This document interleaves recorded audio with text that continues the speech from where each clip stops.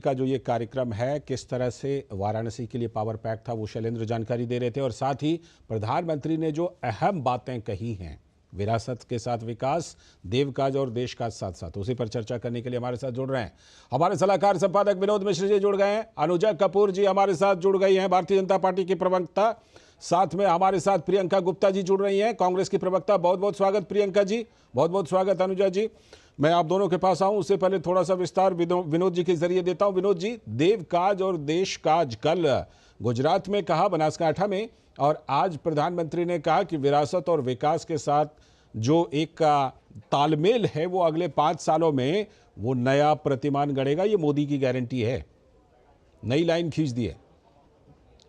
लाल जी, जैसा कि आपने रिपोर्ट में बता रहे थे कि सारी चीज़ों को उल्लेख करते हुए कि देखिए आज जो बनारस में पीएम मोदी हैं, और अगर एक बार आप याद कीजिए कि 2014 में जब पीएम मोदी वहाँ पे नॉमिनेशन करने आए थे, तो उन्होंने कहा था कि माँ गंगा ने मुझे बुलाया है। और जब उन्होंने कहा था कि माँ गंगा ने बुलाया है, तब लोगों को ऐसा लगा होगा कि बनारस के लिए ऐसा कह रहे हैं कि मोदी आए हैं, तो जाहिर सी बात है गंगा जी का ये बनारस है, शिव के ये बनारस, काशी का दुनिया में आप चाहें कहें तो शिव के लिए और काशी विश्वनाथ के लिए प्रसिद्ध है। लेकिन वो जब गंगा जी ने बुलाया है तो उसका मतलब यही था, जो लोग आप समझ रहे हैं, कि उन्होंने विकास के साथ में विरासत के भी संभालने की बात कही थी। उन्होंने जो बात आज कही है कि विकास और विरासत को इस देश ने कैसे आत्मसात किया है, लेकिन वो ये सवाल उठाते दिखे कल के महसाना के सम्मेलन में, अपनी रैली में, कि इस विकास को, विरासत को संभालने का और जो जिम्मेदारी थी या संभालने वाले लोग अगर इसको विकास और विरासत में कॉन्फ्लिक्ट की बात नहीं करते, अगर इस कोशिशों में ये होते, तो सोमनाथ मंदिर से लेके और राम मंदिर तक के निर्माण में कभी कोई अड़चन नहीं होती।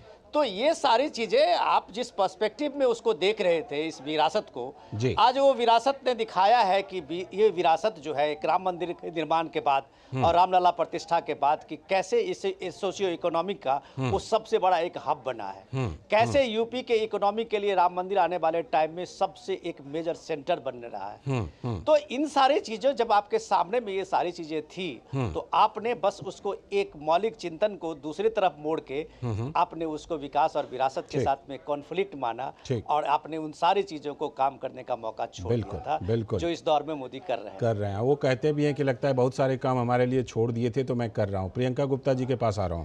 प्रियंका जी, कल कांग्रेस के ऊपर उन्होंने सीधा हमला बोला कि भाई आपने विरासत और विकास के बीच रोड़ा अटकाया। आज इंडी गठबंधन का नाम लेकर के हमला बोला कि ये इनकी सोच ऐसी है कि ये इन चीज़ों में बाधा बनते हैं, जातिगत राजनीति करते हैं और इस तरह की चीज़ें करते हैं। दूसरी तरफ मैं विरासत और विकास का काम कर रहा हूं, देवकाज और देशकाज दोनों। सीधा हमला बोला है कांग्रेस पार्टी पर। देखिए लालचंद जी, मैं सबसे बड़ी बात ये कहना चाहूंगी कि आज बनारस में थे प्रधानमंत्री जी, तो उन्हें उस छात्रा से भी मिलना चाहिए था जो बीएचयू की छात्रा है, जिसके साथ उनके ही कार्यकर्ताओं ने रेप भी किया और उसकी वीडियो भी वायरल। मैं पूछना चाहती हूँ कि वहां से 120 किलोमीटर इलाहाबाद भी है। इलाहाबाद में कुछ बच्चे अपनी परीक्षा को लेकर धरने पर बैठे हुए हैं। आप बताइए कि 50 लाख से भी ज्यादा की भर्ती के पेपर लीक हो गए। उन बच्चों का भविष्य अधर में अटका हुआ है, और जितने भी पेपर, लगभग 10 से ज्यादा पेपर उत्तर प्रदेश में अब तक लीक हो चुके हैं, और शिक्षा माफिया अभी भी खुले घूम रहे हैं। तो सवाल ये भी बनता है, क्या ये भी विकास है प्रधानमंत्री जी का? प्रधानमंत्री जी को ये बताना चाहिए था कि माँ गंगा को वो कितना साफ कर पाए, कितना निर्मल कर पाए। नहीं बता पाएंगे प्रधानमंत्री जी, क्योंकि सुप्रीम कोर्ट ने कहा कि वो पैसा और भ्रष्टाचार बनाने की मशीन है। आज ईडी और सीबीआई का इस्तेमाल कहाँ और कैसे किया जा रहा है, ये साफ साफ दिखता है कि चंदा वसूली करने के लिए ईडी, सीबीआई और आईटी डिपार्टमेंट का किस तरह से इस्तेमाल किया जाता है। आपने आरोप के बदले आरोप लगा दिया, अब जो आपके ऊपर आरोप लगे उसका जवाब दीजिए। नहीं, हमारे ऊपर तो 10 साल पहले भी वो आरोप लगा रहे थे। कितने लोगों को अभी तक उन्होंने आरोप के तहत जेल में डाला, ये बता दें। और नहीं, वो जो विरासत और विकास में रोड़ा वाली जो बात उन्होंने कही, उसी को तो बेच रहे हैं प्रधानमंत्री जी। अरे कौन सा रोड़ा भाई, पूरी सत्ता आपके हाथ में। उन्होंने कहा, एग्जाम्पल दिया, उन्होंने उदाहरण दिया, सोमनाथ का उदाहरण दिया, मोढेरा सूर्य मंदिर का उदाहरण दिया, अयोध्या का उदाहरण दिया। उससे पहले क्या कोई मंदिर नहीं जाता था? सोमनाथ मंदिर आज से 14 से पहले कोई जाता नहीं था। कौन सा मंदिर ऐसा है जिसमें 14 से पहले कोई जाता नहीं था, कोई दर्शन नहीं करता था? देखिए, ये सिर्फ एक छलावा है जो प्रधानमंत्री जी लगातार छलते चले आ रहे हैं। आज उनके पास 10 साल में बताने के लिए कोई काम नहीं है। किसानों पर जिस तरह से अत्याचार बॉर्डर पर हो रहा है, ऐसा तो शायद चाइना बॉर्डर पर किसी के साथ ना हुआ होगा। अच्छा, और हुआ ठीक है। होता तो चाइना घुसकर इस देश में नहीं अनुजा बैठ कपूर जाता। जी का जवाब उस बनता किसान है। मैं उसी प्रियंका जी किसान की आपके पास हत्या का लौट कर जिम्मेदार आऊंगा। कौन है? और प्रियंका जी, 250 से ज्यादा लोग जो किसान घायल हैं, उनका जिम्मेदार ठीक कौन है? ठीक ठीक। प्रियंका जी, आधा दर्जन किसानों की आंखें चली गई हैं। जो भी और आप सवाल आप बताइए, उठा रही है ना, किसानों को हालांकि जीत उसकी कराने जांच हो वाले रही लोग है, क्यों? जो उनको आप कब सवाल तक उठा रही हैं न्याय मिलेगा? अनुजा जी जवाब देंगी। अनुजा जी सीधे आप जवाब दें। जय श्री राम। जय श्री राम। नमस्ते, दीजिए शुभ जवाब। संध्या आप सबको जी। आपको भी। मेरी बहन जो प्रियंका यहाँ पर बैठी हैं, उनका जो प्रत्यारोप और आरोप चल रहा है वो इसी में ही रह गए और इसी की वजह से आज देश आगे निकल गया और कांग्रेस पिछड़ गया। यही रीजन है कि कांग्रेस पिछड़ने की वजह से आज इंडिया अलायंस में घुस गया। नहीं तो आप माने हैं कि अगर ये रोड़े ना अटकाते तो 70 साल से ये आगे की तरफ काम कर रहे थे। अचानक से ऐसा इनके साथ क्या हो गया कि इनका सफाया हो गया। और जी। जिस जगहों पर ये बात कर रहे हैं कि प्रियंका जी, मैं आपको थोड़ा वक्त दीजिए। नहीं, बिहार में आप प्रियंका जी मैं आपसे विनम्र विनती करती हूँ। प्रियंका जी मैं आपसे विनम्र विनती करती हूँ। अच्छा, अब उनको सुन लीजिए। आपने जो प्रियंका जी आपने जो सवाल उठाया उसका जवाब सुन लीजिए, फिर आपके पास आऊंगा। मैं जरूर आऊंगा आपके पास। आप चुप रहे। आपके पास आऊंगा प्रियंका जी, आऊंगा। हाँ, ये देखिए आप देखिए कि ये कितनी प्रियंका बड़ी विडंबना प्रियंका जी है। आपके पास मैं लौट कर आऊंगा, आपकी सारी बातें लूंगा। अब अनुजा जी को जरा जवाब दे दीजिए, फिर मैं आता हूं आपके पास। ये इसका मतलब जो मैंने इनके ऊपर जो मैंने टिप्पणी करी है वो सही बैठी है, क्योंकि दिल से दिल लगा है और चोट बिल्कुल गहरी पहुंची है। तो ये इस बात को मानती है प्रियंका जी कि इन्होंने अर्चनाएं करी हैं और इन्होंने जो अड़चन लगाई है आज तक वो उसका भुगतान मोदी जी ने व्हाइट पेपर देकर बात करी। ठीक है, देखिए मैं एक बात कह रहा हूं। देखिए अपने अपने आरोप प्रत्यारोप हैं, ठीक है ना। प्रियंका जी और अनुजा जी, आप लोगों के आरोप प्रत्यारोप के पास मैं आऊंगा विनोद जी के पास भी आऊंगा। लेकिन आम लोग इन चीजों को, हाँ अनुजा जी कुछ आप कह रही हैं, जल्दी से पूरी कीजिए। मैं सिर्फ इतना कहूंगी कि अगर प्रियंका जी इसी तरीके से शो में बोलती रहेंगी और लालचंद जी आप उन्हें रोकेंगे नहीं।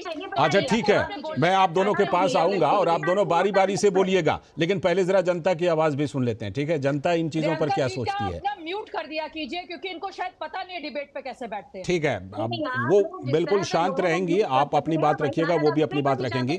मैं जरा दिखाता हूं कि लोग क्या कहते हैं, लोगों में इन चीजों को लेकर क्या कुछ चल रहा है। तो प्रधानमंत्री नरेंद्र मोदी का वाराणसी में भव्य स्वागत हुआ और लोगों ने वहां पर जय श्री राम और मोदी मोदी के नारे भी लगाए। तो प्रधानमंत्री ने सभी का हाथ हिलाकर अभिवादन किया और इस प्रेम के लिए आभार भी जताया। पीएम मोदी के वाराणसी दौरे को लेकर लोगों में जबरदस्त उत्साह रहा।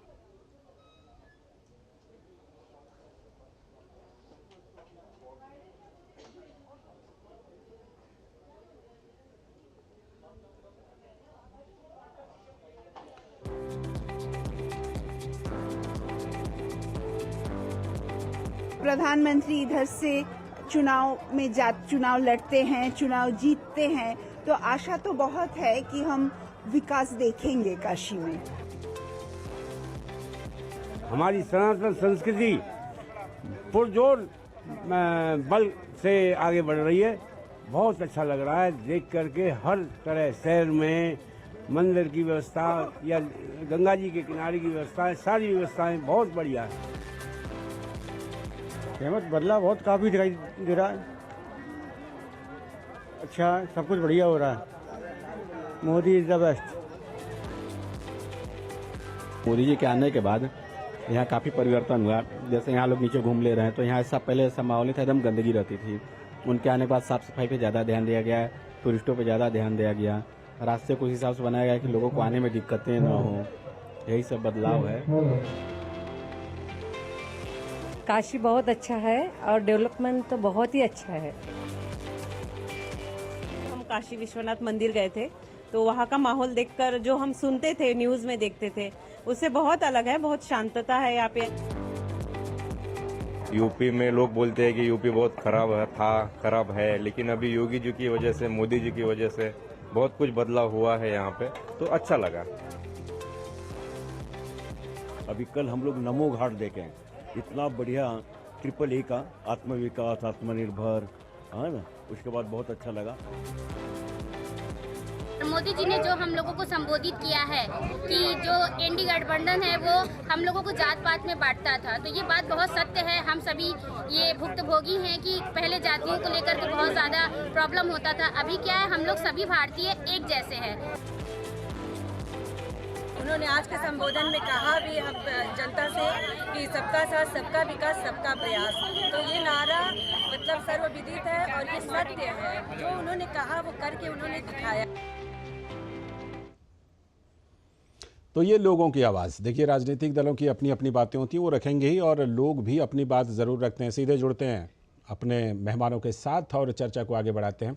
विनोद जी को मैं चर्चा में शामिल करता हूं। विनोद जी, जो बातें लोगों की आवाज़ हैं, तो देश काज और देव काज को लेकर के जो प्रधानमंत्री ने बातें कही हैं, उससे मोटे तौर पर, ये स्थानीय लोग थे, इसमें कुछ लोग बाहर से भी वाराणसी आए थे, वहाँ पर तो ये लगता है कि नहीं, प्रधानमंत्री की बातें लोगों तक पहुँच रही हैं। लाल जी, मैं अभी प्रियंका जी का सुन रहा था, और आज संयोग से देखिए कि आज संत रविदास जी की जयंती भी है। तो रविदास जी कहते थे कि मन चंगा तो कठौती में गंगा। जी जी जी। तो ये मन चंगा कठौती गंगा में समझने की बात ज़रूरत है, और प्रियंका जी को ज़्यादा है कि राहुल गांधी भी बनारस गए थे अभी एक हफ्ता पहले इस भारत जोड़ो यात्रा में। बड़े विवादित बयान उन्होंने कहा दे दिए कि बनारस के लोग नशेरी हैं, यूपी के लोग नशेरी हैं, रात में नशा करके रोड पे सोए रहते हैं। उन्होंने देखा कि राम मंदिर में जो है बड़े बड़े लोग आए थे, अमिताभ बच्चन आए थे, रिलायंस के मुकेश अंबानी आए थे, उसमें गरीब और दलित नहीं देखा। तो आप ये देख लीजिए कि जो दृष्टि है, मन जो है वो किस तरह से चंगा है, तो वो गंगा नहीं देख पाएंगे। और वो गंगा को देखने के लिए आपको बनारस को अगर आप इस रूप में देखेंगे, जिसका जवाब आज पीएम मोदी ने दिया है कि आप एक तरह से यूपी और यूपी के जो नौजवान हैं उसको अपमान कर रहे हैं। आज अभी परीक्षा की बात कर रहे थे, लेकिन आप जिस तरह से युवाओं के आपके नेता ने उसको कहा और सारे यूपी के लोगों को यूथ को खास करके नशेरी बता दिया, तो खास करके कम से कम इस बात को समझना चाहिए कि आपको नैरेटिव बनाने से बात नहीं बनेगी। जो देश का मन है, देश की बात जो पीएम आज ने कहा कि हमने बनारस को तो संवारा है, और बनारस को जो संवारा है, अगले 5 साल में बनारस जो है उसकी चैलेंज ये भी है कि वहाँ हर जन मन भी संवरे। तो ये एक जो डेवलपमेंट है, ये जो मौका है विकास के साथ विरासत का, इसी की प्रतिध्वनि पीएम आज इस रैली में कर रहे हैं। अब मैं प्रियंका जी, आपकी टिप्पणी आप बिल्कुल बोलिए, और उसके बाद बोलने के बाद जिसमें अनुजा जी बोलेंगी तो आप भी जरूर सुनिएगा। बोलिए प्रियंका जी। लालचंद जी, ये बताइए कि शराब पीने वाले को क्या कहेंगे? और मैं ये पूछना चाहती हूँ कि अगर इतनी ही कष्ट है इस भारतीय जनता पार्टी को, तो यहाँ शराब बैन क्यों नहीं कर देती? और मुझे लगता है कि शराब से तो हर घर की महिला परेशान। अगर शराब का मुद्दा नहीं उठेगा तो मुझे लगता है कि इस मुद्दे को क्या दबा देना चाहिए? क्या भारतीय जनता पार्टी ये चाहती है कि शराब पिलाओ और खूब पिलाओ? मुझे लगता है कि भारतीय जनता पार्टी को ये समझने की जरूरत है कि उनके मुद्दे हैं क्या। कांग्रेस शासित राज्यों में शराब बैन है क्या? वो क्या मुद्दा नहीं है? प्रियंका जी, कांग्रेस शासित राज्यों में शराब बैन है क्या? ये तो प्रधानमंत्री जी को करना चाहिए, ये उनके हाथ में है। नहीं, राहुल जी क्योंकि शराब का मुद्दा उठा रहे हैं, इसलिए हम सवाल पूछ रहे हैं आपसे। नहीं, शराब का मुद्दा उठाना, शराब का मुद्दा जो उठाएगा क्या वो देशद्रोही हो जाएगा? अच्छा, नहीं, देशद्रोही कौन कह रहा है? किसी ने नहीं कहा देशद्रोही। किसान को देशद्रोही बना रहे हैं? नहीं, बिल्कुल नहीं, कोई देशद्रोही नहीं है। किसानों पर ठीक है, अब अनुजा जी का जवाब ले लीजिए। देश में पहली बार हो रहा है कि वो किसान जो धरना प्रदर्शन करने आते हैं उनके ऊपर। ठीक है, अब अनुजा जी का जवाब हो जाना। अनुजा जी बोलिए। तरस आता है मुझे कांग्रेस की प्रवक्ता के ऊपर, इनके पास मुद्दे नहीं है और ये डिबेट पर आकर उल्टा सीधा बोलते हैं।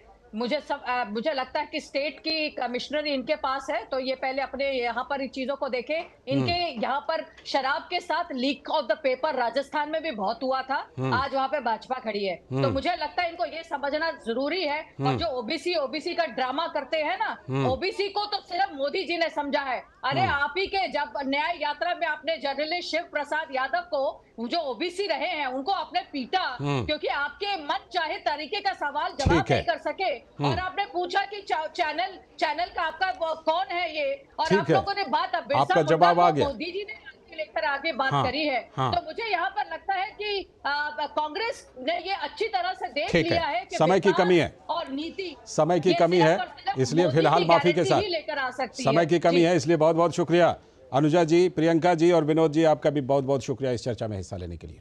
तो आज के इस वक्त में इतना ही। नमस्कार।